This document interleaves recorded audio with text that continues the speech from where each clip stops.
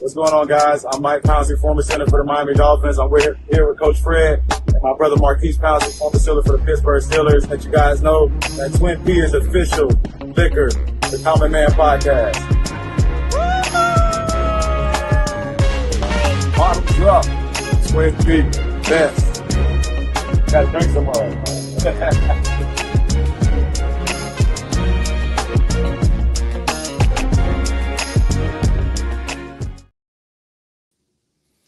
Yo, what's up? Welcome to another edition of the Drive at 5, the CM, the Common Man Podcast, where we talk sports from the common man aspect, not just sports, HBCU sports, and that's what we give you. But like we do before every show, we have to toast to the sponsors, Common Man, Twin P Whiskey, shout out Mike and Marquise. Again, the sponsors, appreciate you guys more than you will ever know. But as we say before we get into the show, well, before I toast, man, maybe I need to. I was trying to set the scene, Zach, like Cliff Kingsbury back in that draft, man, when he had that thirst trap going, and everybody was like, "Oh, look at," I was trying to set that, but it ain't working out. It's the sun's in the background, so let me change that. So here we go. As we get to a good show, man, as we let a few more people get in, as we toast. We got an amazing guest coming in, man. My guy, Pat Harrington, Polk County, FAMU football. He probably stopped short of calling himself a legend, but I call him a legend. And we're going to get into the story as to why I call my guy, Pat Harrington, a legend. Toast to the show, Pat. How you doing? All right, man, I'm great, man. I wish I had some of that Twin P so I can take a toast with you. Hey, I got something coming to you. Say less. I need it. Hey, man, we're just going to warm it up a little bit, let some people get in before we get into the meat of the story, man. But, the thing about it, Pat, that I admire about you, as I always have, I kind of told you, you've kind of taken the small town stigma against us and turned it into a positive, right? You're in administration, and that's big time, man. And I tip my hat to you, even though a couple weeks when I was there, 2 weeks ago when I was there, you ended up getting me in trouble with the rest of the cast in the county because I stayed there at your office, reminiscing, talking, all that stuff, way too long. And then the picture hit the internet, and it's like, wait a minute, you down the street at Pat. You got to be coming here. And it's just like, nah, I got to get somewhere else, man. Pat took everybody time. But this is my chance right now, man, as we wait to get, a few people in before we kind of dive into you, to give you your flowers, man. And I appreciate what you're doing for your community because that's where you're from. And we'll dive into the story a little more. But, man, I admire you. And, again, I tip my hat to you, brother. Hey, I appreciate it, man. Man, I love talking to you, man. Me and my son talk about you all the time, man. He asked me before he even came down, Coach, you talked to, he called me Coach something. He said, Dad, you talked to Florida Roy? I said, yeah, man, I talk to Florida Roy all the time. The fact that anytime I hear that, I know it's you because you're the only person that called me Florida Roy. And I'm just like, I don't even know how Pat started that, but hey, man, it's a cat. It's a cat and hangs to the old cat, man. His name was Florida Roy. So I just gave you that name too, man, because I really like the dude, man. I like the dude, man. He was a real cool guy, man. And man, I looked up to the dude, man. So I call you Florida Roy, man, because you doing some big things as well, man.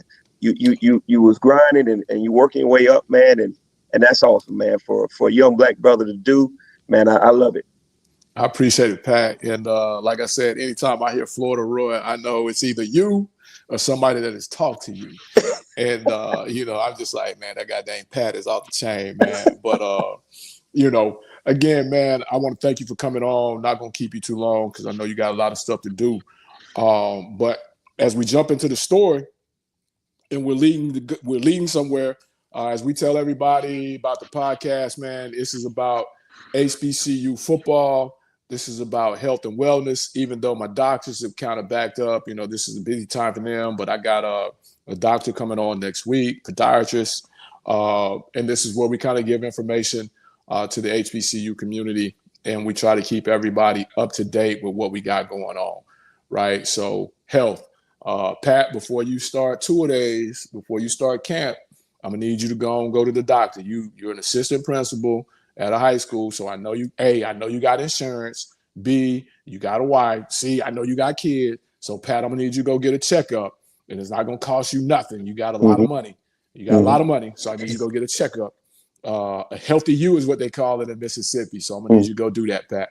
Make sure you get that done, man. Make sure everything's ticking right before you get out there and start going crazy on them boys, because they can't figure out what inside zone is to the right.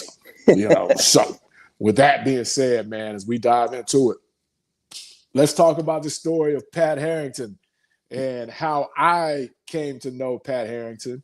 Pat Harrington, Haines City native, Haines City, Florida. It's a community city located not too far from Orlando, but still located within the Polk County structure. Used to be a really, really big centrist community. Correct me if I'm wrong, Pat. Orange Grove was the deal for Haines City. And before, and we'll get into that story, before it expanded, there was a Circus World. And when Circus World went out, it became baseball, a baseball city? Boardwalk and baseball. Boardwalk and baseball amusement park in Haines City. And that was the big draw. And Haines City, again, is probably, correct me if I'm wrong, Pat, depending on how traffic is, maybe 30, 45 minutes away from Disney World. Yep, you're right on it. So it's on the border of Orange County, located inside of Polk County, which is where I'm from. So me and Pat are basically the same grade coming through school. And my high school coach, my freshman year, Coach Vic Smith, man, shout out to Coach Smith, left our high school and went to Pat's high school. And it was some bad blood, so to speak, as to why he left. A lot of stories, blah, blah, blah, blah, blah. But Pat became me, in my mind, to him offensively, and the chase was on. So, Pat, I think I've told you the story before. The Lakeland Ledger, the local newspaper there where we're from, used to run a deal every Tuesday where they print the stats. The offensive stats for each team, receiving leaders, the rushing leaders. And there was two people that I used to rush to go see what they did the week before compared to what I did. Lawrence Agree, Lakeland High School, Pat Harrington, Haines City High School. I'm chasing them dudes. Them dudes are not better than me. So the rivalry was on with me and Pat. For those of you that don't know, man, the rivalry is on for me and Pat. But Pat had a heck of a career, man, Haines City High School, born and raised there. And from there, Pat puts on. And who comes to get you to go to FAMU? Coach Kravitz. Coach Kravitz. Pat gets recruited to go to FAMU. And this is where I give Pat the story. Your freshman year, FAMU football. Pat, you head up there. FAMU was known in our county. Ken Riley, from where we're from, now in the Hall of Fame, but was a big-time pro football player. Always came back, did something in the county. Shout out, God rest his soul, Ken Riley, and to his family. And they come get you. Freshman year, from our high school, we got guys there, Chuck Duffy. We got, plenty of guys up there in Tallahassee as well. FAMU football. What did it mean to you at that time, and what does it mean to you now, Pat? Man, that place, man, it made me be a man. To be honest with you, Leroy, man, I got there as a freshman, man. I wasn't very big, so I got caught up in the log jam of they wanting big receivers this, big receivers that. So I got kind of pushed to the side. And I'm not ashamed to say it, but that gave me the drive to work harder. So, man, I buried myself in the weight room for 2 years before I saw the light of day. it was Coach Alonzo Lee, who was a special teams coach. Man, he saw me in the weight room every day after practice, every morning after our workout. He said, "Man, I want to give you a chance." And it seemed like nobody else want to give you a chance. He said, "I want you to run back kicks." I said, "Man, I'll do whatever you need me to do to get on the field." And so, man, he gave me that opportunity, man, and I didn't look back. Coach Riley ended up leaving, I think, after my sophomore year. Then Billy Joe came. Billy Joe. Yeah, two totally different styles of coaching, and I learned, and I took something from both of those guys. Though Coach Riley was real calm, and he could get fired up every now and then, but man, he had a way of dealing with issues that was unreal, man. I took a little bit of his coaching style, and when Coach Billy Joe came in, boy, he was a hard-nosed, kill a mosquito with an axe type of guy, tough practices, and man, he was tough, but it made me a better person, a better man, and a better coach. You know, that's what I can say. I stayed in the weight room though, Fred, and I had to make my mark on special teams. I got some burn on offense, but special teams were my calling. I loved it. I really loved it, man. And I wouldn't trade the way I got where I had to go. I wouldn't trade it for nothing in the world, because it made me grind and made me a gritty person, and I love it.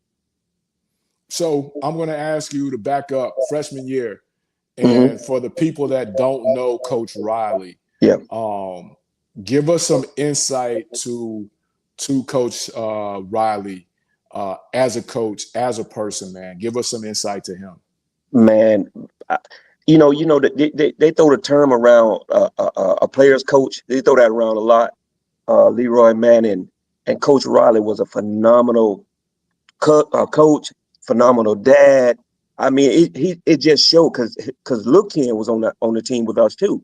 Okay, son. And his son was on the team with us.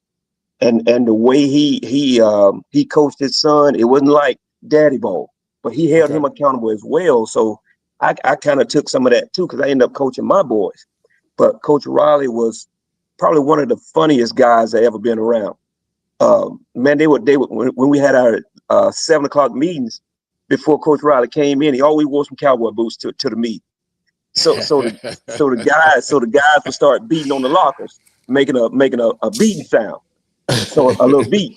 So Coach Riley would come there, he'll look around, man, he'll start dancing, man. Everybody would fall out.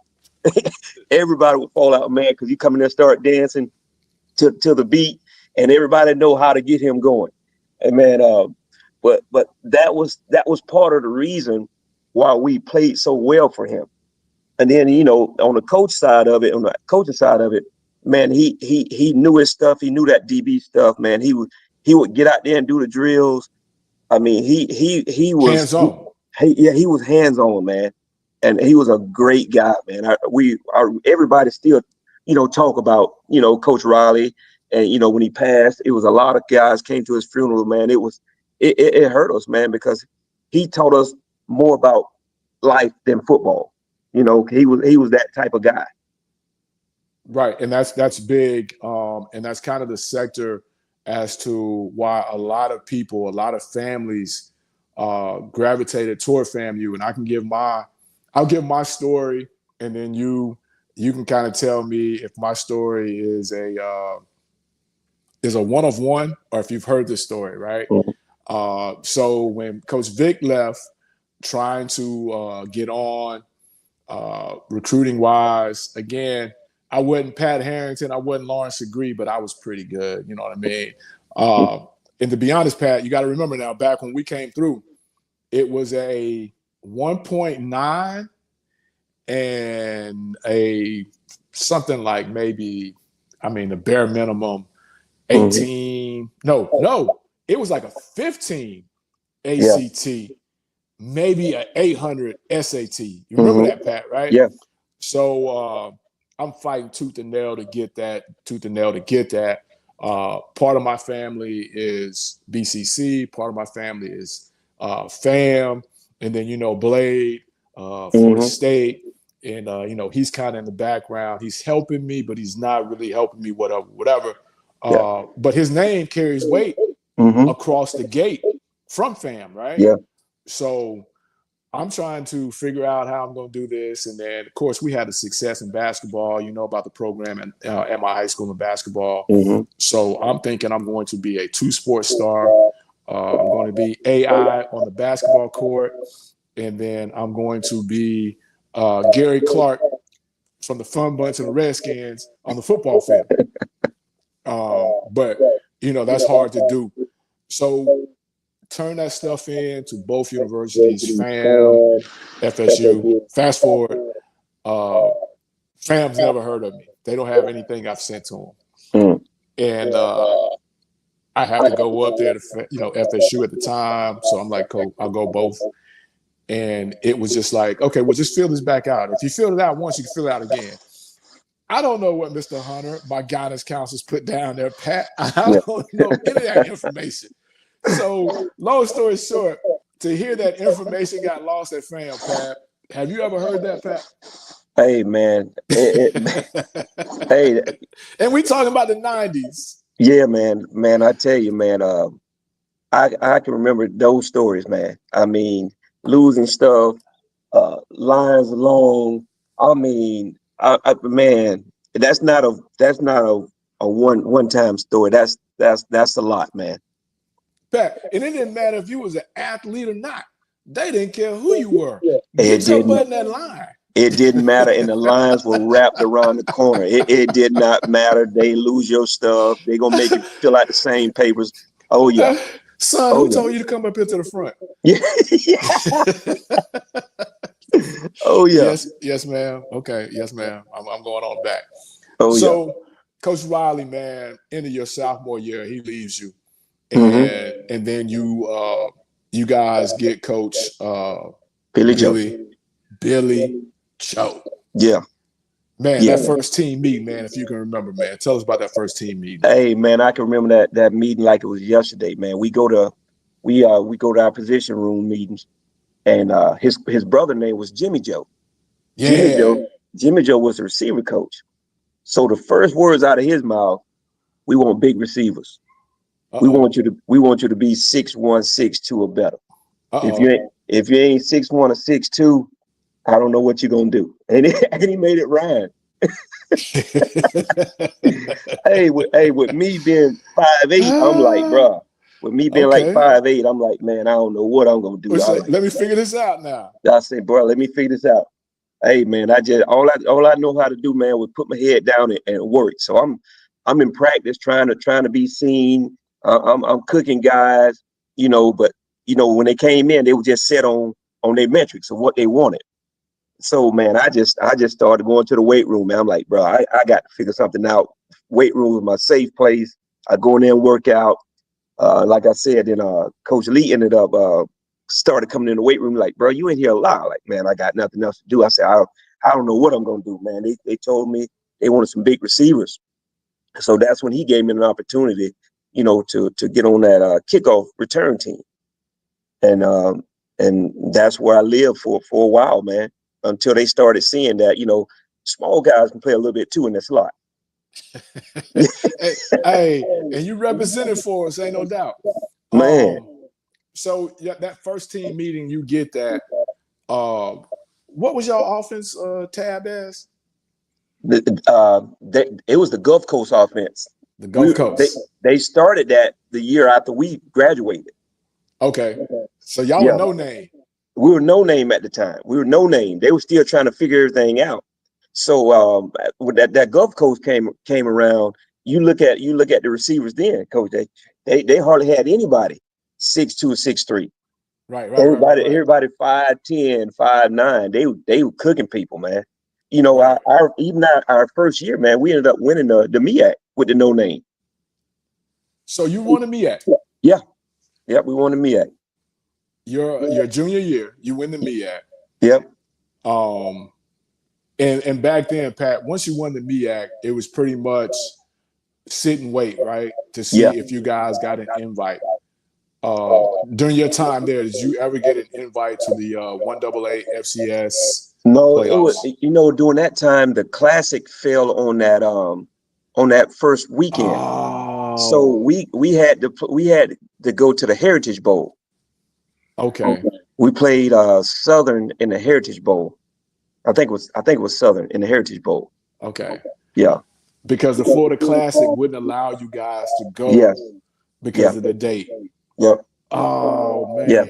And I think a couple of years after that, they ended up moving the dates or something changed where they were able to get in the playoffs. Oh man. Yeah. So your junior year, it jumps off, and I saw a YouTube highlight opening kickoff. I can't remember who you guys were playing.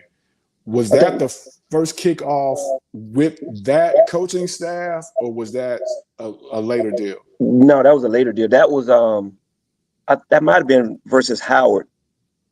I think it was Howard. It was the opening kickoff. I can't remember what week it was, but I think it was Howard. It was Howard. Okay. Yeah. Okay. And you take it to the crib, and this is back when college football was college football. You instantly snatch the helmet off.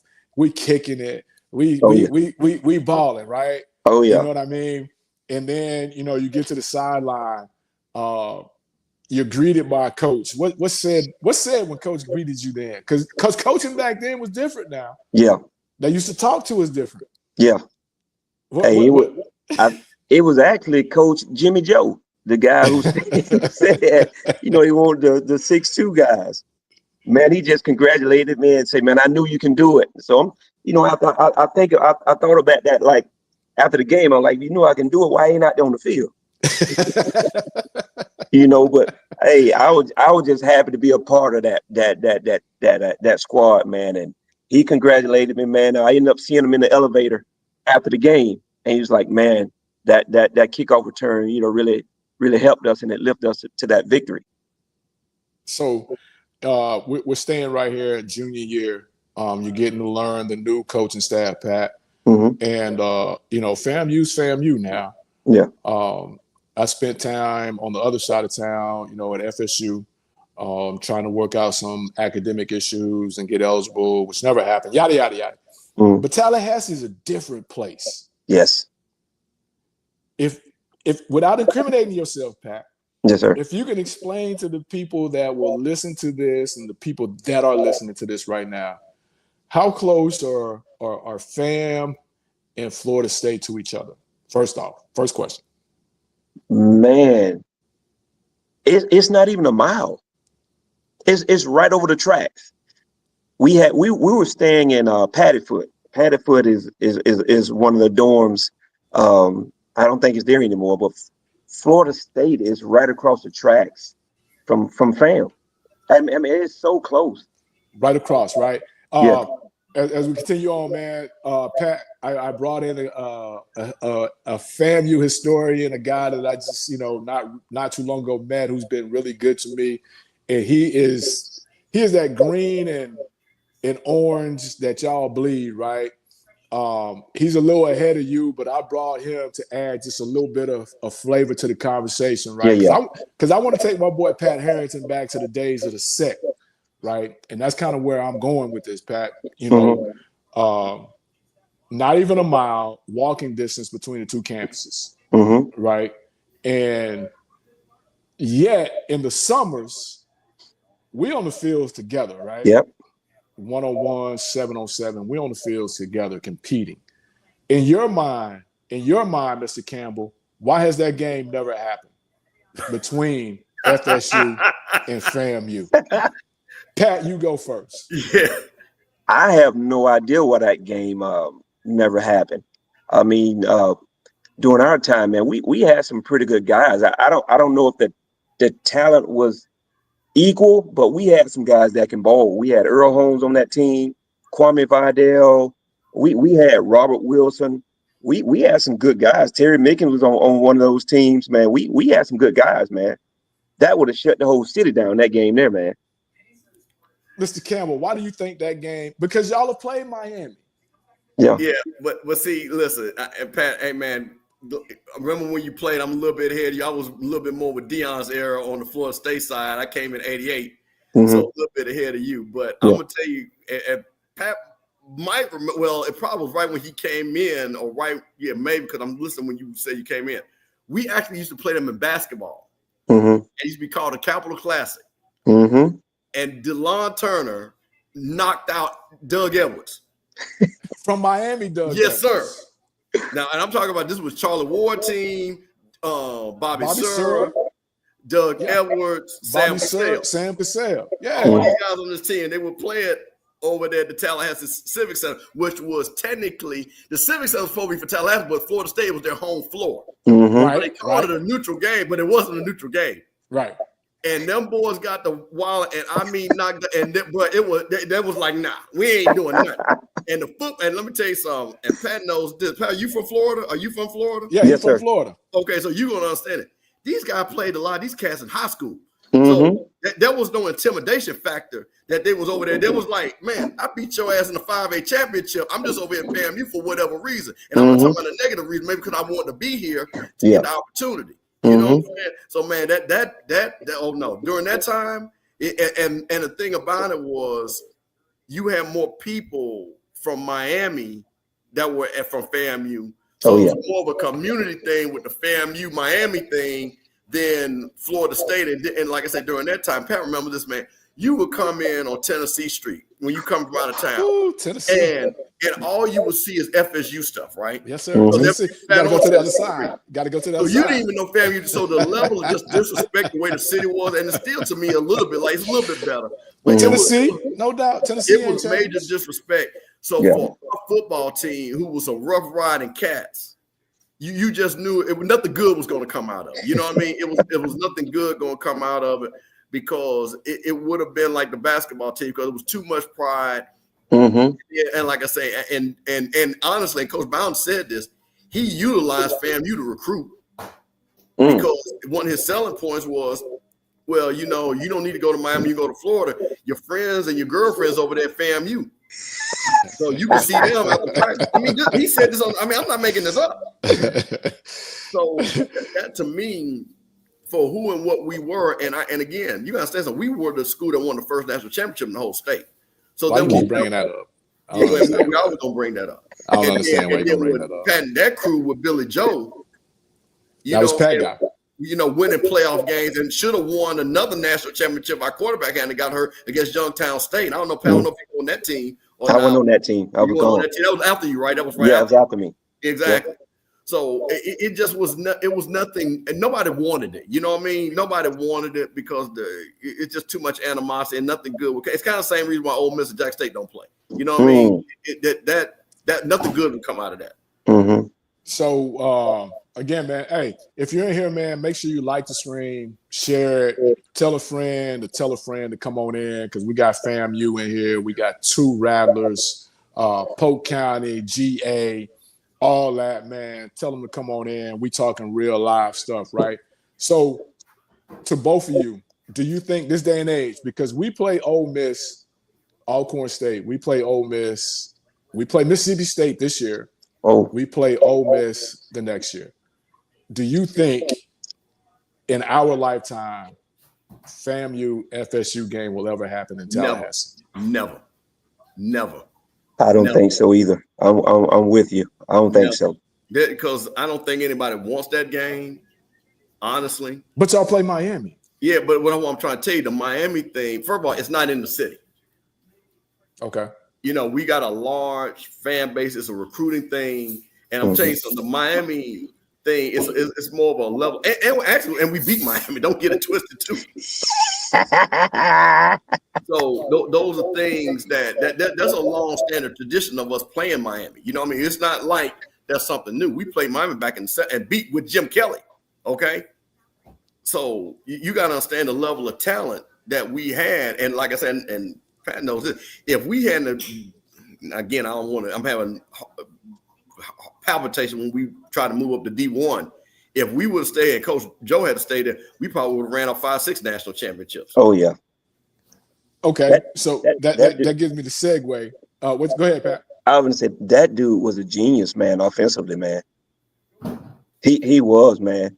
He was a genius, man. He was really good. He was a really good offensive coordinator, man. Really good offensive mind. He could put some stuff together, man. So, and this leads me into like your senior year, Pat. Mm-hmm. You guys are, coming off the Heritage Bowl, which you won, right? If I'm not mistaken. No, we lost that game. You lost. Okay. Yeah. You lost to Southern. Mm-hmm. First year. You coming into your senior year, that staff second year, right? Mm-hmm. And then you got this guy over Cookman that's coming on the scene now as well. Alvin White, you know what I mean? How big of a rivalry, so to speak, even through your time, Mr. Campbell, was BC Bethune-Cookman? Because I don't know this new terminology they want to put to it. Bethune-Cookman. How big a rivalry was that in your time, Mr. Campbell, and in your time, Pat? Like, how big? Because outside looking in, I remember when the Classic was in Tampa and the whole city was shut down. I remember this. Mm-hmm. The mall would lock up at 12 because the game. You know what I mean? This guy, Alvin Wise, showing up in an all-white linen suit with some tan ostrich boots trying to shut y'all down, man. How big of a deal was this for y'all with Coach Billy Joe, man? That was the game. You got to beat Bethune-Cookman, man. That was the ultimate goal. At the end of the season, you got to beat Bethune. Regardless of what happened. Regardless, you got to beat them. And it was talked about. Oh yeah. If Bethune week, oh boy, you gonna practice extra hard. You gonna do some extra running because we had to beat Bethune. That was the game. And for me, when I came down from Jackson and went to the Classic for the first time, and just realized, because I'm used to seeing Grambling and Southern, Jackson State and Alcorn, Jackson State and Grambling. I've seen some big games, and I was pleasantly surprised. But one of the things that was the big thing was for Florida people, like I said, you had to win that game. You had to win that game.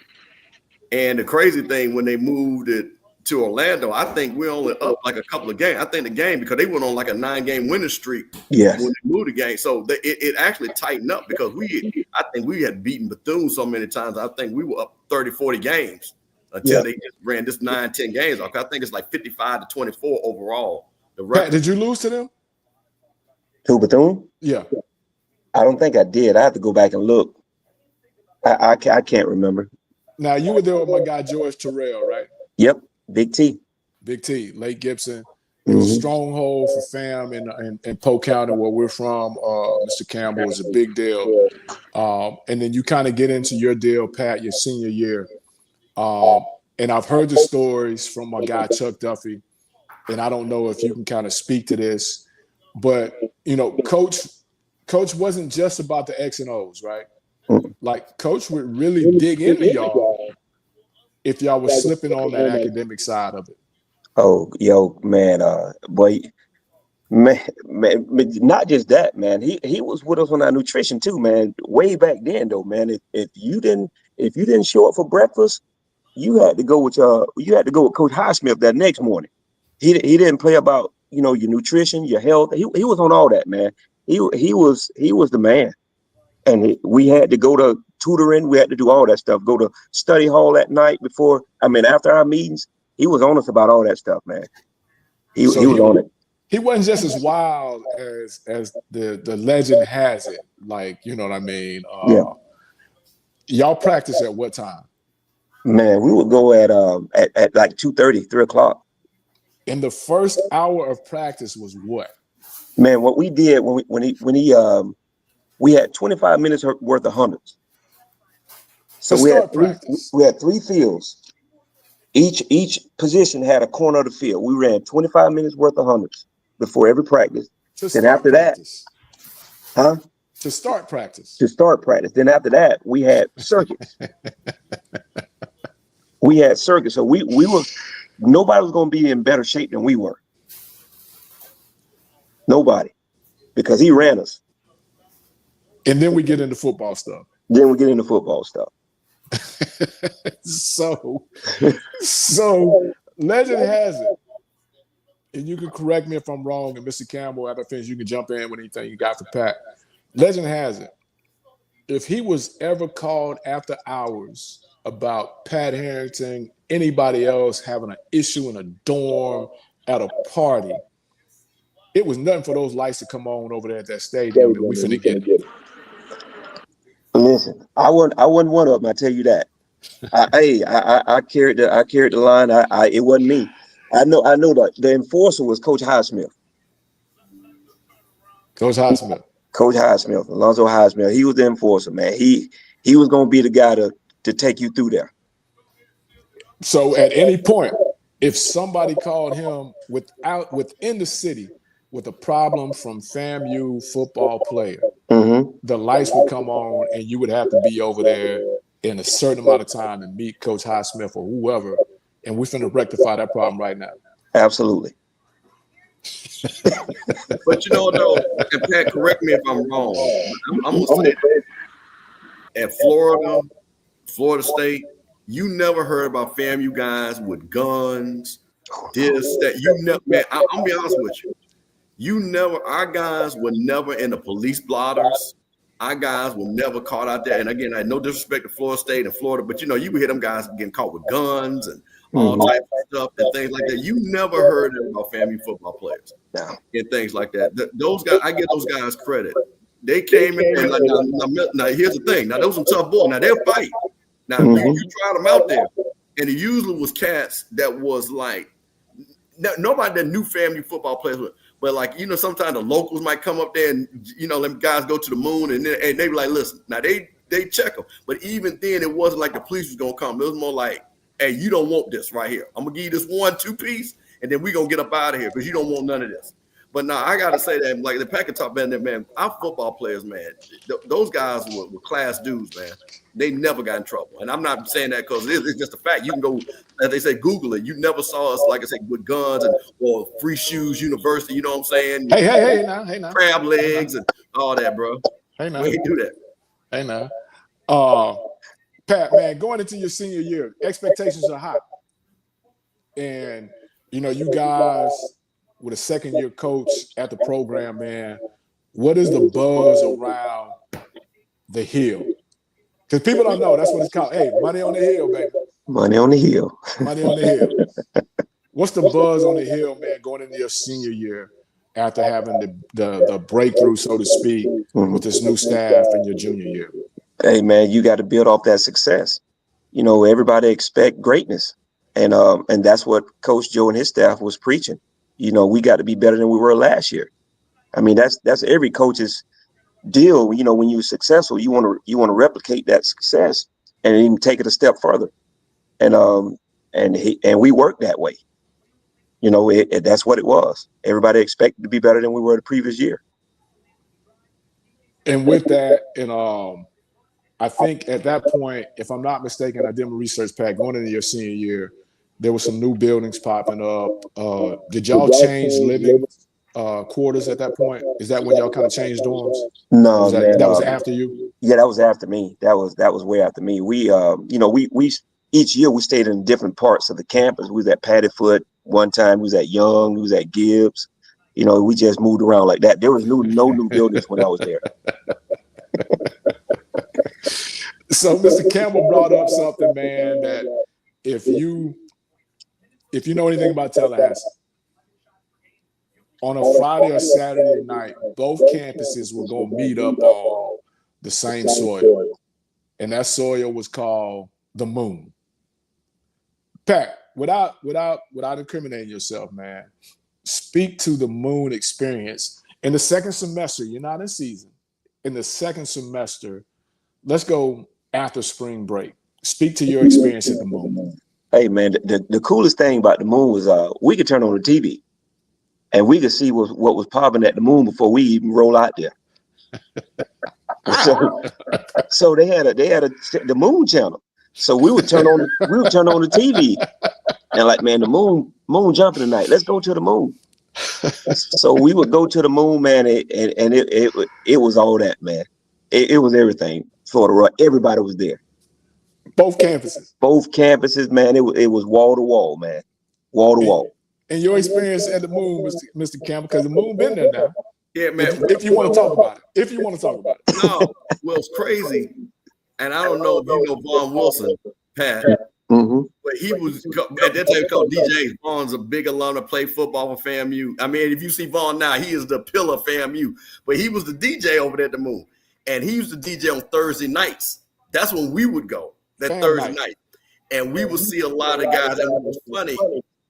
So Dion, this is my Dion story. So Dion, Dion was not with a crew. He was never with a crew of people. He was always by himself. And he had the chains, and Dion didn't drink either. That was another thing. So he'd come into the Moon. He had a convertible Chrysler LeBaron, black with 5 stars. They would let him park it in the front. He'd get out of his car with that Jerry curl. We had these crazy looking sweatsuits. Dion used to have a specialized sweatsuit nobody else had. And he just stand in the car. And people kind of talked to him. He was, people kind of left him alone. And man, what would be so crazy, you would see this dude, and then you see him the next day, well, that weekend, and then he going 80 yards on a punt return. You know what I mean? But so that was the thing. You can see the FAMU football players and the 4 state guys, and like I say, everybody was too they busy. If there was homeboys, they kind of talked and stuff like that. But again, it was never no thing. So like I said, we went on Thursdays, man. That's when you really saw the FSU guys and stuff like that. But we used to see Dion. He just stood us up because he'd come in there and not drink and not dance. He just stand around. Hey, Dion, you have to. Hey, was the curl wet or was it? Man, listen, bro, always wet. Always wet. Now he would tell you it was never wet. I said he would tell you now it's dry. Yeah, well, let me tell you this. Let me say this. Maybe I'm using the wrong term. It was fresh. It was well done. Hey, so as we speed through the story, man, because Pat is an administrator and a head coach, and he got a lot of stuff going on. Because he always tell me he busy and he ain't got time to do this, and this, right? Pat, so the year I spent in Tallahassee there may have been one incident where there was a big to-do between the two teams. Was there ever an incident when you were there between the two teams? Man, it might have been, I think it was my freshman year.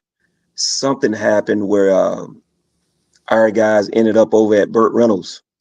Ooh, now before you finish, so Burt Reynolds, back in the day, to everybody that don't know, Burt Reynolds is where FSU football players used to stay before the student body of Florida State went and kind of like complained about equal housing and things like that. So Burt Reynolds, the actor, built that specifically for football. All right, go ahead, Pat. Yeah, I think it was my freshman years. Something happened that our guys ended up over at Burt Reynolds, and as Mr. Campbell said, it was a fight that happened, and that's the only one I ever remember or hearing Coach Riley talk about. You weren't a part of that. No, I wasn't a part of that. No, Pat, you never a part of nothing, man. You cannot be that perfect, man. Hey, you man, from Main City. Hey, man, that wasn't me. Mr. Campbell, any of that from you?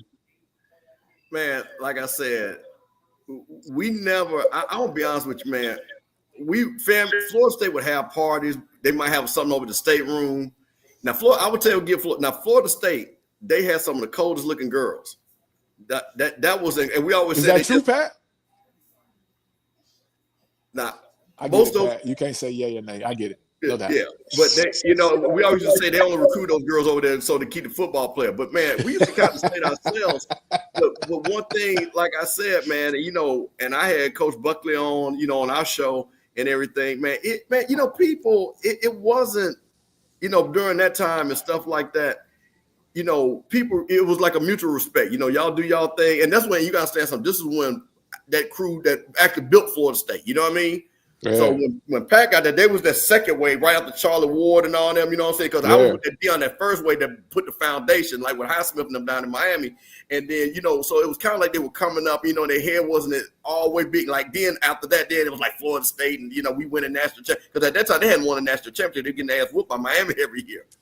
So, you know, so for us, it was never no thing. And man, and again, I just think that a lot of the guys, I will say this, and Pat knows this, they played with those guys. You know what I'm saying? So a lot of them dudes, you will have a dude that if it might have got in, I do remember one time, you know, it was over a girl. And then, and I think that what you talking about, it was over a girl too, if I remember correctly. I think we had heard about it was over a girl. And stuff like that. But one of the things too, man, you always had a homeboy that knew both guys. You know what I'm saying?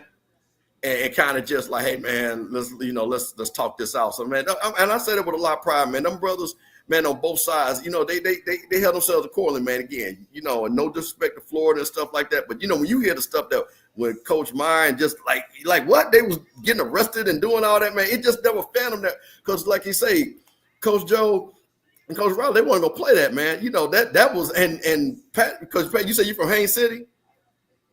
So yeah, so see, come on, you know, hey man, listen, you know, you won't about to tell your mom you got kicked out of school fighting. That was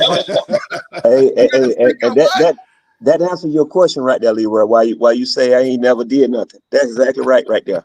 Nah, bro, you weren't about to tell your mama that you got kicked out of school for fighting. But you talk about the fight that you would have that. Nah.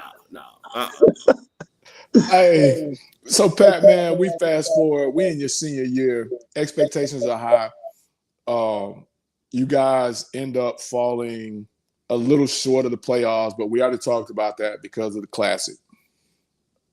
What is the push at that point from Coach Joe for you guys to get into your career? Man, I cannot remember our academic advisor name, the guy that ran the study hall every day. Man, he was the driving force behind, you know, making sure we get in our major, we get our classes done, we graduate. But of course, it was under the direction of Coach Joe, because he wanted us to grow up, you know, to get finished and be productive citizens. Because he coached more than just football. He was coaching and grooming us to be great fathers, great men, you know, and to give back to our community. And so he had all that stuff in place, man. That's another thing. He didn't play about that type of stuff. So it was a lot of guys graduate off that team my senior year, you know, with Coach Joe's guidance. And you graduate, and your major is what? My major was physical education. I got a funny story behind that, man. I grew up and I idolized our PE coaches. I thought doing PE was easy. Man, good Lord. All those science classes and boy, that was tough, man. Pat, that's why I chose social work. I was like, at one point I wanted to be a lawyer, and they said all the schooling you had to do, like, no. And then it was communication and all that. Oh no. What's the least amount of math? What's the least social work, criminal justice? Oh, it's gonna always be bad, people. Oh yeah, put me in that. Let's go. That's what we doing. You know, so to hear you say that, man, and we just had a conversation, me and our offensive line coach, man. I was like out on the recruiting trail. So when I left you, I passed Boone High School, and I called him, and this is no lie. If Coach Watson's is on, he can tell you. I called him up. I said, you know what the coolest job in the world has got to be? A third grade PE teacher. You just roll the balls out there, sit down, make sure nobody hits anybody in the head, and you good. He was like, yeah, till you had 3 of my sons out there. I said, well, I guess I get that part. That's where I actually started. I was an elementary PE coach when I first started. And it was all fun and games till those 110 kindergartners come out there, and one of them started crying. Then you got 60 crying kindergartens out there. So it was tough, man. It was tough. So as we fast forward, man, and we get to it, and I want to ask both of you this question, and I'll start, Mr. Campbell, man. I've told people numerous times, as I told you, Pat, and you know, from our county, you either BCC, that's what it was when we were growing up, or you FAMU. That's what your family is. One of the two. And that FAMU part of your family, the pride, this is what you need to do. Where did they interject that into y'all? Was that from the beginning, the middle, or the end? Because the FAMU pride is deep. As I sit here and I look at Mr. Campbell's background, the FAMU pride is deep. As I go in your office, Pat, and I see the pom-poms, the green and orange, it's deep. When did they put that in y'all, or when did y'all first feel that? And I'll start with Mr. Campbell. Man, I'm going to look at a person like Pat. You see guys that come from those towns, and then they come back, and man, they're successful. And they go back and they spread that word. Hey, man, like you say, I'm a principal now. I'm a coach now. I'm a this now. And see, man, it's not about having some fancy title. It's about doing what you're supposed to do. So, man, you see all these cats that's just like you. You know what I mean? And then you grow up with them and stuff like that. Man, listen, my roommate was from Miami. And, man, that boy went to Miami Jackson. And my other basic roommate was from Miami Northwest. Man, these boys was hard cats. But, man, my one boy, he was a principal. My roommate, my other guy is down at UPS killing it. You know what I'm saying? So it's that thing, man, that, that brag difference is a real thing, man. It's a real thing because you see it all through the campus, the girls, the people that came before us, Althea Gibsons, the Jake Gaithers, you know what I'm saying? The Bullet Bob Hayeses. So you hear all these things, the national championships, we the only one that, we quick to say we the only one that did this, we the only one that did that, right? So that holds on to it, man. And then, like I say, and another thing too, which I think FAMU is unique compared to a lot of other schools. Even though there's Bethune-Cookman and no disrespect, FAMU is the flagship. It's not like, we got Southern and Grambling, you know what I mean? Alabama State, Alabama. FAMU is the flagship. It ain't no in-betweens on that, right? And stuff like that. So when you go down there, you know that you're the big dog. So that's another thing too, But like I say, I just look at people like Pat, man, football players. You look at those guys, man, and 20 years later, man, all them boys is doing good, man. You know what I'm saying? They coaches and stuff like that, or they're businessmen and things like that, man. So it just says a lot about what the university is all about. You, Pat? Hey, my sister went to Bethune-Cookman, so it was a lot of pressure for me to go left, But as a young guy, man, I were exposed to going to the classic every year, and we would always sit on the FAMU side. And from that point on, man, I was like, man, I'm looking at the football team, listening to the band, looking at the people. Of course, it's Cookman got some people on their side, 50-50, but it was just something different that moved the needle over to FAMU. And once I got there, the family atmosphere, the success of the brothers before me, and they always reached back and gave us a hand up on anything we needed. So the family, the bond, the brotherhood, it's just FAMU for me, So from a young age, man, I was just drawn to it. That's just me. And right now, I constantly try to tell people about FAM, man. You got to go there. You got to experience this. You got to see it for yourself. You wouldn't believe it if I told you. This is something you got to witness for yourself. I told you in my office, Florida Roy, I said, man, if they told me right now that I got to go back, I'm going. You did. To your testament, you did. But as I tell everybody, us growing up in Polk County, that's all we knew was FAM, BCC. We didn't know about the Alcorns. We didn't know about the Jackson State. Sure, we heard of Walter Payton. Sure, we heard of, those guys. But that's all we knew. It was FAM or BCC. That's what it was. And through our era, Pat, BCC was on the downslide, so to speak. Even though we went to the Classic every year, we already knew what the outcome was going to be, right? FAM by 30. We already knew that. So going up, the family, dad side, BCC, mom side, FAM, that kind of deal. And like you said, there's a close family member that went the other way that you got to figure out. And then, I'm kind of the black sheep because I went to a PWI, all that other stuff. But anyway, you graduate, man, and this is where we kind of get to, and I want to poke the bear just a little bit, right? Because Pat, me and you had a conversation. You was like, I haven't been invited back, since I left, right? The situation going on with the president, and I know you guys have so much pride in it, man. And I'll start with you, Pat. If you're invited back as a unit, so to speak, not just you individually, but as a unit, so to speak, what would that mean for you and your teammates in your class to be invited back? Man, that would be phenomenal, man. I would take it on. I would head back and go. I mean, I spent some of the best part of my life there, and I would definitely go.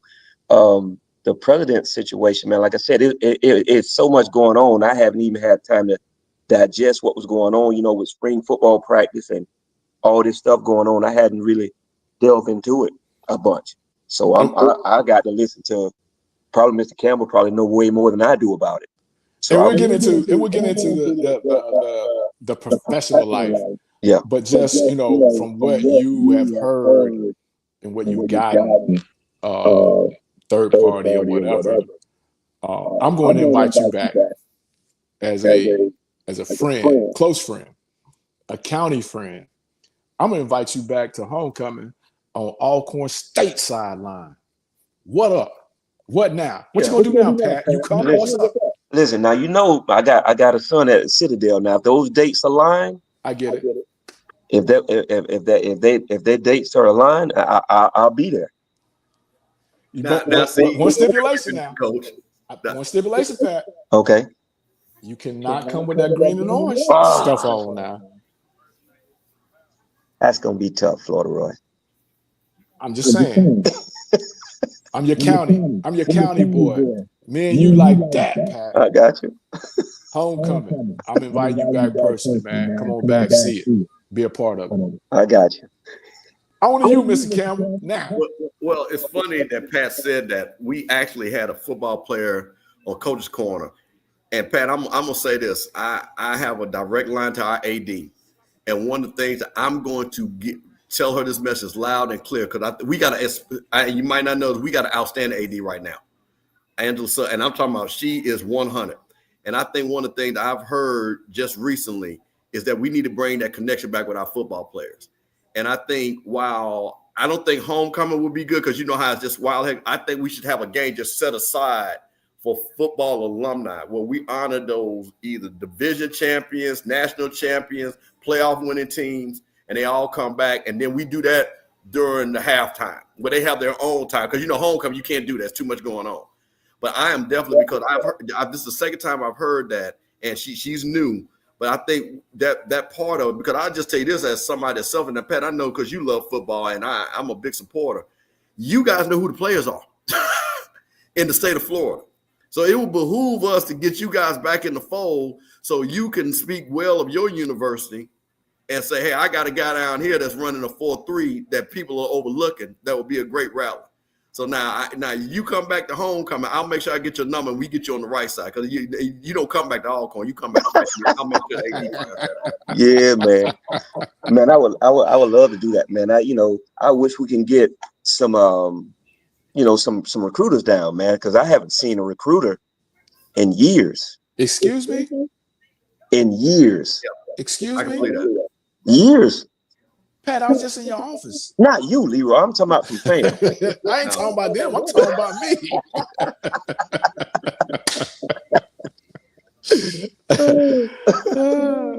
Yes, sir. Yeah, I think those are important connections. What you just said, we hear that. Again, there's a lot of things that are going. I think, first of all, we've got a coach, we got the AD in place, and I think the second thing is the AD really. Because I know they have the Football Alumni Association, which I think is awesome that you guys have created, and I think that's just working through that to get you guys to come back, show you guys some love because, hey, man, we don't win. That Celebration Bowl was built before those guys won that Celebration Bowl, I mean, you know, I understand. Here we go.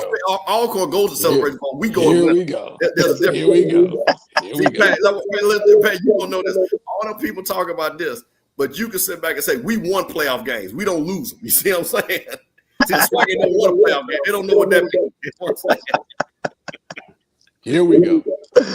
Here we go. But Pat, man, and you know, as I told you before, a little disappointed because I really wanted to get young Pat in the program and didn't work out. We had young Chuck Duffy, who's still in the record books at FAM. We had his son at Alcorn. That was my connection back to Polk County, back to FAMU football, so to speak. I don't want to speak on it too much because I don't want to give up my sauce, my secret sauce, right? But, you know, when you guys, because we're all in the same age group right now, you know what I mean? And we've all grown and some had kids before us, you know, as we gotten older. So, excuse me, Chuck is older than us, but Chuck had kids before us. So I was able to recruit Chuck kids. So as you said earlier when we were talking off air, I feel, man, that kind of made me feel, I'm not feeling old. I feel good. You know what I'm saying? I feel good that I'm able to see a young Bo, your son, graduate and go on to the Citadel as a grad student. I'm thankful for that. To see you 20 plus years in the school system, you know, I'm thankful for that. I'm kind of jealous at the same time, but you know, that's a whole nother rivalry that we've created amongst each other from way back. But as I get to the FAMU situation, man, the SWAC situation, the HBCU situation, how do we, as you just kind of put the disclaimer out, how do we get or what do we do? Because I kind of told you the secret sauce, and I want to put it out here on air as to the high school recruiting, because things have changed. Football ain't the same when me and you came through, Pat. You know what I mean? The recruiting part of it. But how do we get the parents that we grew up with to understand that your baby needs to do X, Y, and Z to make this happen? How do we get the support from a Mr. Campbell to help us make X, Y, and Z happen with a Pat who's a head coach at a high school? And quick backstory to Pat at the high school. Pat takes over his high school that he went to. They're on a downswing. Pat High School has always been, before everything kind of opened up, Pat High School has always been a premier high school. Pat comes in, makes the tough decision to drop out of a district for a couple of years to build his program. He comes back into a district. I'll be the first to say, when they told me that, I'm like, what is Pat doing? Why is Pat getting out of a conference to only come back into a conference? But it makes sense now.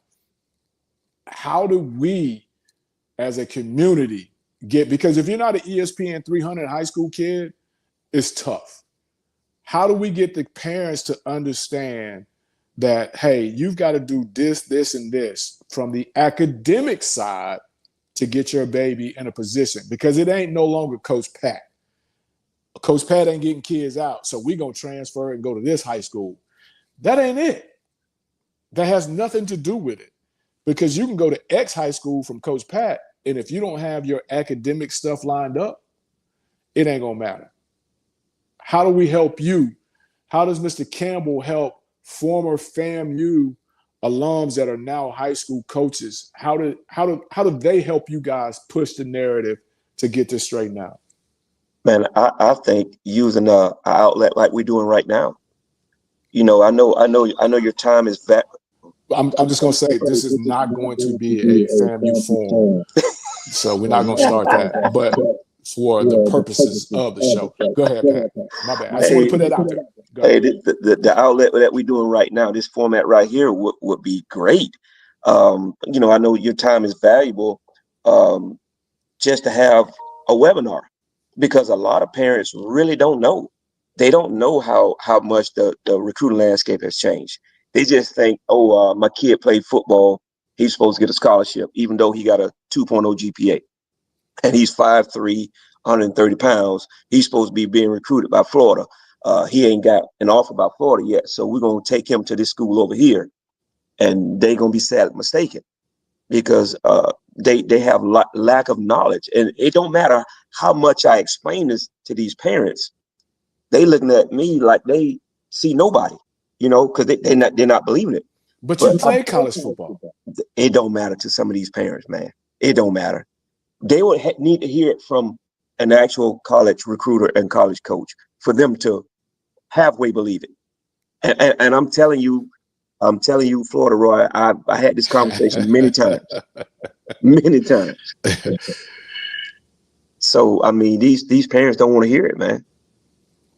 So what do you need from FAMU alum like Mr. Campbell to help you get the message, to help you push your program, which you took from a one-win program 3 years ago to the playoffs last year? And I'll say an unfair seeding, as you guys were number one, and how you matched up against another number one is beyond me. You should have been a versus a number 4, but that's neither here nor there. But how do you guys get your fan base? Because Mr. Campbell is going to be behind Pat because Pat is FAMU. I know that if I don't know anything else, right? I know Mr. Kincaid is going to be behind me because Mr. Kincaid is Alcorn through and through. How does Pat, Mr. Campbell, how does Pat get that message to you guys? How does he sound that alarm to the FAMU fan base? Hey, man, you got one of your own that's a head coach down here. Hey, this is what I'm trying to do. This is how we do it. And I get it. $5 can only go so long, right? And that might not be what Pat needs. Pat may just need Mr. Campbell to tweet out, to, Facebook post something about that. But how does Mr. Campbell, FAMU, help FAMU? Well, I'm just sitting over here thinking about Coach, and this is, as they say, the light bulb. I think, Coach, I would love to talk to you offline about this. I think what we really need to do is create a database of all of our former players and alum that are coaching in the state of Florida or wherever, but let's just say the state of Florida.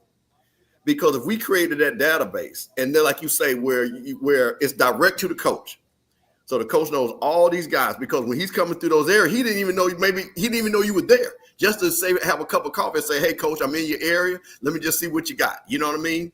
And stuff like, even though I'm recruiting X, to coach's point, I'm recruiting X guy. But you say, hey, coach, listen, I know football. This guy might not be 6'5", but he's 5'8", 175, but he's a blazer. He's a playmaker. So I'm just using that analogy. And I think that's where we kind of need to start using technology. Because if we had this database, we knew all our coaches, immediately coach could put in the database and say, hey, I got some up and rising coming guys that the coach say, oh, well, hold on. There's 2 guys that fill some needs I might want. Coach, let me check them out. Send me their tape. You know what I mean? It could really be that simple. But again, I think what happens is when you have such disarray, and again, this ain't no secret, with the AD, we have an AD every other year. It's hard to build a process like that because it would take time. First of all, we would have to get it out to everybody, right? Identify all the coaches, get all the coaches to buy in, and then start the process where first of all, it's worth your time because you ain't gonna be putting huddle tapes and nobody checking in on you. You know what I mean? So it's got to be a quid pro quo. If you're going to do work, we got to do work back. But I think, to me, that's where you start right there. And I'll give Pat credit. I call Pat every year. We talk every year. We talk a lot. And Pat will be one of the few that, coach, I ain't got nothing. But, hey, look, this boy over here. Hey, look, this boy over here. And I think that's to the relationship that me and Pat have, to where Pat's not going to sell me no junk, right? And I think that's kind of where it's got to be. But as far as just the base, that's what I was reaching to. And as you just said, I think that would help because there's a lot of FAMU grads, alumni that are high school coaches, that are ADs, that are principals, assistant principals, Alcorn, principals, assistant principals, ADs, coaches that are connected to this that can make this thing a lot better than what it is. So when I come through, Pat done told me he ain't got nobody, but I'm going to still drive through and I'm going to get harassed by his front desk people, and we're gonna have coffee and we're gonna talk, and then he gonna put out a picture, and then everybody in the county like, oh, you can go see Pat, but you can't see. Oh, okay, I got off track. My bad. But you know what, Coach? I want Coach Fred. I want to throw something, and I want to throw something at Coach Pat. But you know what? Even the bigger thing when you got that pipeline, when you get that kid, and you guys as coaches know, sometimes you can't go through, and your college coach say, "Hey, I'm gonna call your high school coach because you ain't going to class, you're not doing." And that kid ain't gonna disappoint, like, because your coach is gonna say, "Listen, man, I set you up there. Now you got my name on the line. Why is Coach, Cozy calling me talking about you ain't in class?" Now, I sent you up there to achieve a mission, and I've seen that happen too many times. Right. Where that high school coach has stepped in as a father figure, or and things like that, will say, "Hey, you ain't up there be playing no games." Right, because Pat has spent money out of his pocket on his kids, and he ain't got to say that, because I don't want nobody to turn him in for whatever, because it's cutthroat where we from, no doubt about it. But we all as coaches, especially for our area where we're from, because we want to see the 863 do well. We've all went that extra mile. And, going that extra mile is what you just said, Mr. Campbell, is I don't want Coach Pat to get on his phone and go up one side, down the other side. He cool right now. Everybody think he, just this guy because he got this great beard. I done seen Pat get ugly. You know what I'm talking about? And I know he can. And them kids know he can.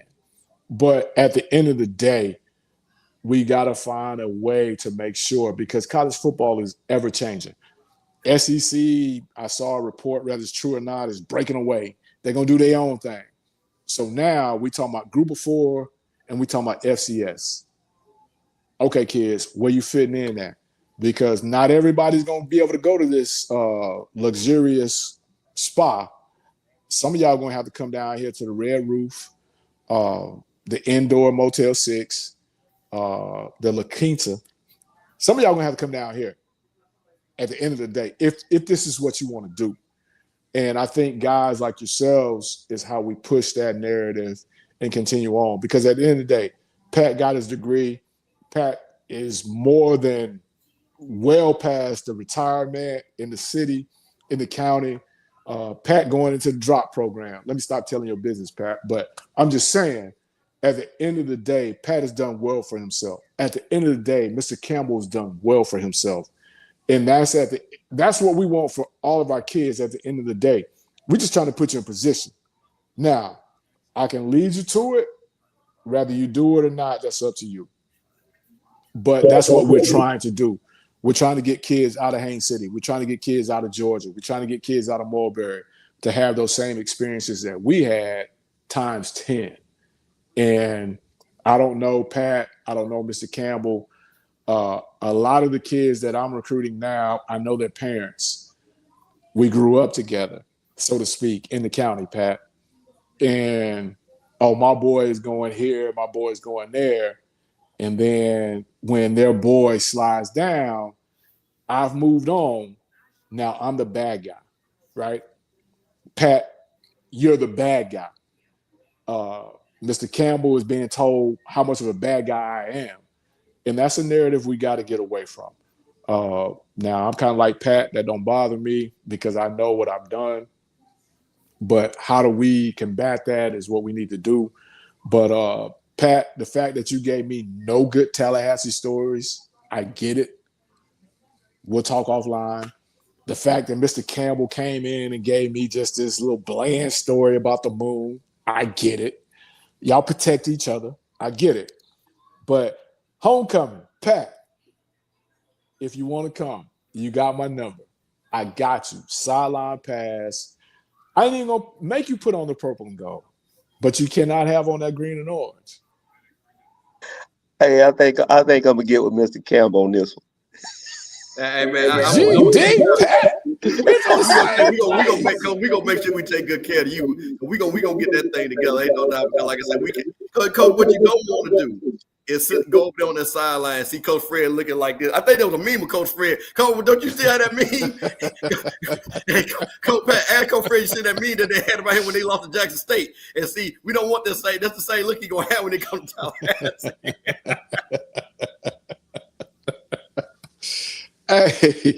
Hey, you know what's cool though? I can dish it. I can take it because I know I can dish it. Because Pat, let me get you up to date, Pat. For about 8 years there, you knew one team was gonna be in that championship, and that was us. That was us. Win, lose, draw. Now y'all had to figure that other stuff out, but Thank you, Blue. Thank you, nephew. Hey, Pat, let me show you something. It be your own people. This thing was a big all HBCU. Why they did you like that, Florida Roy? I don't even know. Pat, it went left. I didn't even know. And I'm just like, they were talking about I was crying. I was like, crying?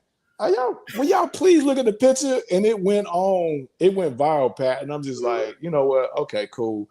But the problem is nobody wanted to show the picture from the year before. I get it. It's what have you done for me lately? But lately, last year, when we were the Bonzo Baghdad, no, nobody want to talk about that. Nobody want to talk about that. But I'm so excited. We're excited about the opportunity to come to Tallahassee. We thought it was going to be in Mobile. Then they bring it back to Tallahassee to brag. Man, we're so excited about that. I think that's going to be one of the premier matchups. Now, here's a good story. Coach was smoking his cigar, drinking his cognac, go tell me that we going to play in Mobile. I said, man, if you think that we going to allow Alcorn, who ain't played since like 1977, to play in Alabama, you out your mind.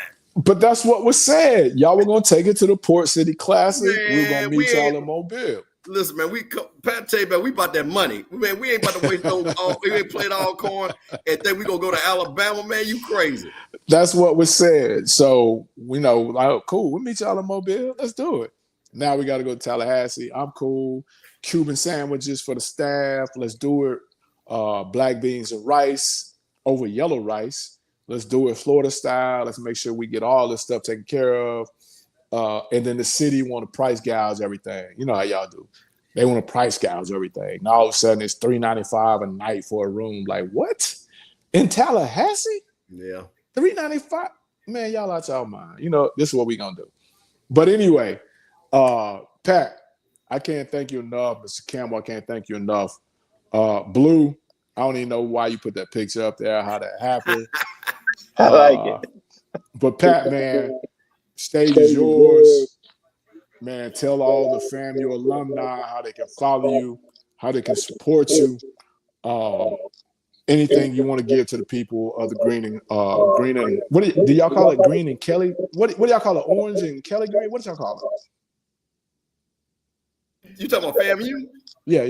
Man, we ain't got no adjective to the front. It's orange and green and orange. Green and orange. Green and orange. Green. You don't know nothing about that. Green and orange. Pat, talk to the green and orange, Pat. My bad. Go ahead. Hey, man, I just want to talk to the green and orange and let them know, man, that they produce a good product, one that's a positive role model to my community. I give back to FAMU. I'm a part of the alumni chapter of the football team. Hey, I'm just here. I'm just here for you guys, man. Anything you need, I got to do a better job of getting back up to fam and showing my support in person.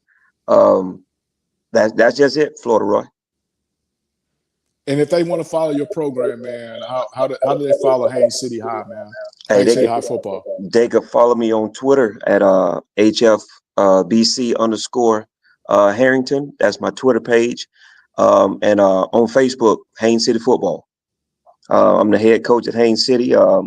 Just trying to make a difference in these guys' lives, man. I'm trying to be that missing link.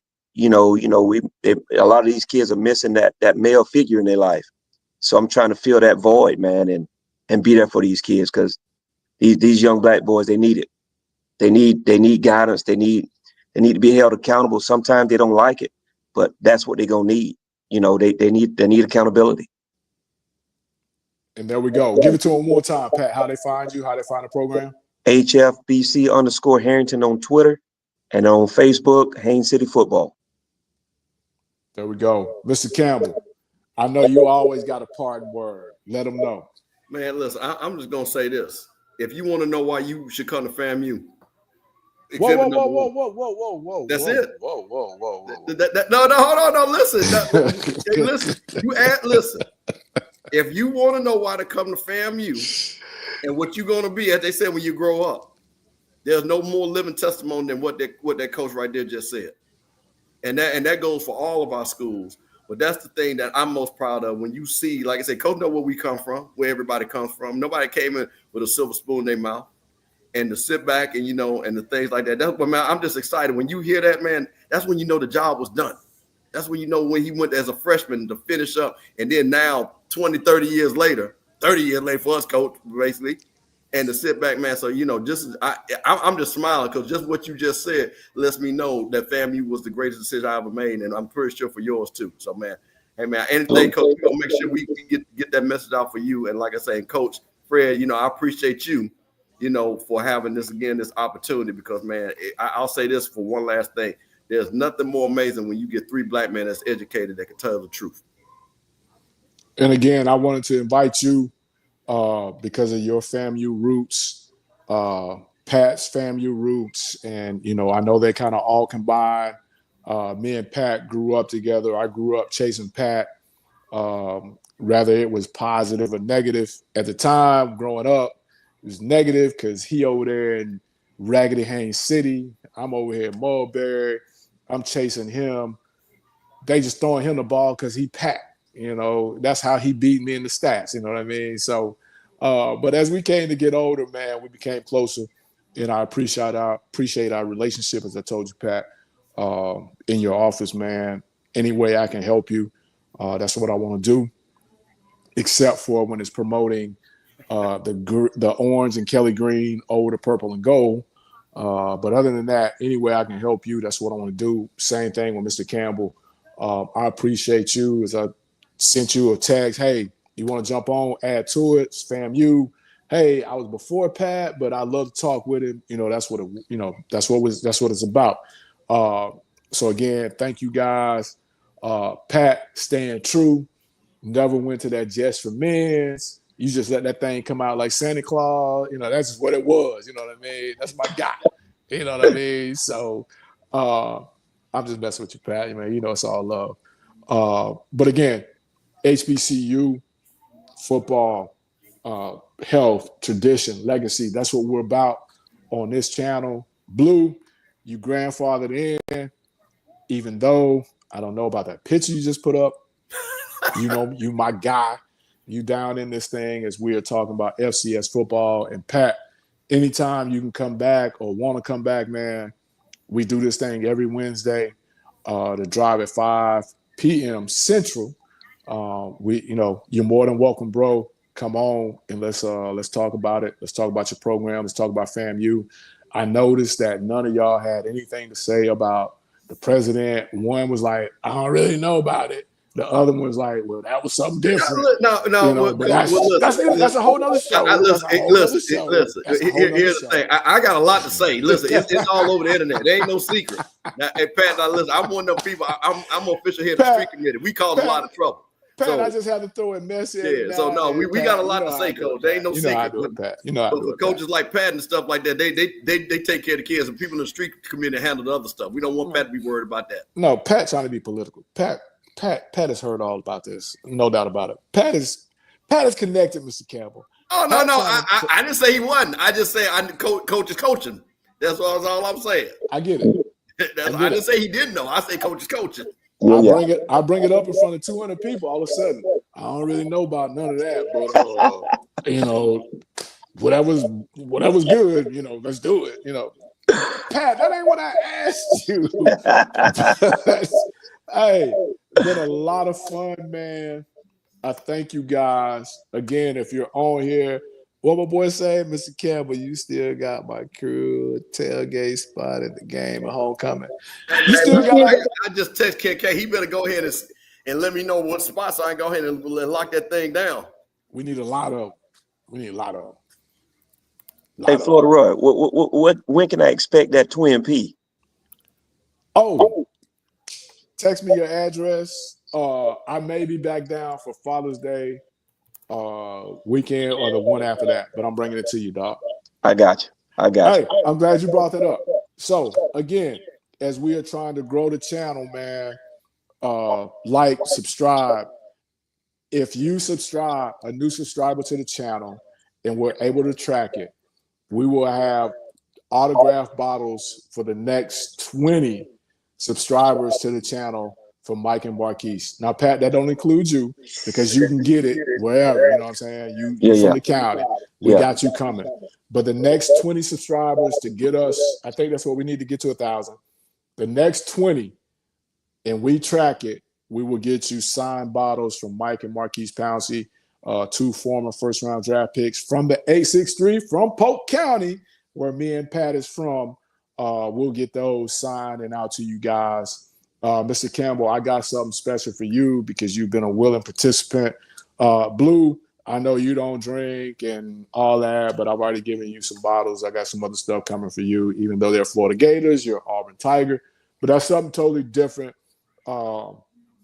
And Pat, you're trying to make me be messy here in this situation, but again, I'm going to get it to you. I'm not going to force you to come to Tallahassee and be on our sidelines for me to give it to you. Right? I'm not going to do that. I feel in my spirit that I probably should do that, but I'm not going to do that. Right? But I would really love for you to come to the game if you can, depending on what happened with the Citadel and then your son and then Mr. Campbell. Hopefully we can meet before then in person, get a picture with the tomahawk, and then what's that y'all do? Is that how y'all do it? You'll find. I tell you what, you'll find out when that band go off every touchdown. You'll find out how we do it. Tell him, Pat. You'll find out quick. He'll have the same look on his face. Man, I appreciate you guys, man, more than you freaking know. Hold on, what Mr. Kincaid say? Oh, no doubt, Mr. Kincaid. Oh, ain't no doubt. And we got the cigars coming too. Ain't no doubt. Pat is at one of the biggest growing high schools in the state of Florida. He manages it. He does an excellent job. Walk through those hallways. All 1,500 of those kids know Coach Harrington, which is big to me. Every staff member that walked past, what's up, Coach? Huge to me, which tells me a lot about my homeboy and what he's doing. Continue to do what you do, Pat. End of the school year. Finish up strong. If they get off the bus and they want to take off running to the Orange Grove, let them. It's not worth chasing them. We'll go from there. At the end of the day, man, I thank y'all. If y'all don't have anything else to say, I'm going once. Y'all want to talk about the president? I'm good. Going twice? Y'all want to talk about the president? Going 3 times. Do y'all want to talk about the president? So nobody want to talk about the president. All right, cool. Hey, thank y'all, man. Again, appreciate you. Pat, come back. Mr. Campbell, you know how we do it. Absolutely. Please come back. Whenever you want to come back, hit me up. Let's do it. We'll get it done, man. Every Wednesday, the drive at 5. We here, 5 p.m. Central. And when it's going crazy, when your homeboys, Pat, Mr. Campbell, don't want to answer questions and they scrambling, tell them to keep calm. Keep it all on the table. And that's what it is. All right, here we go.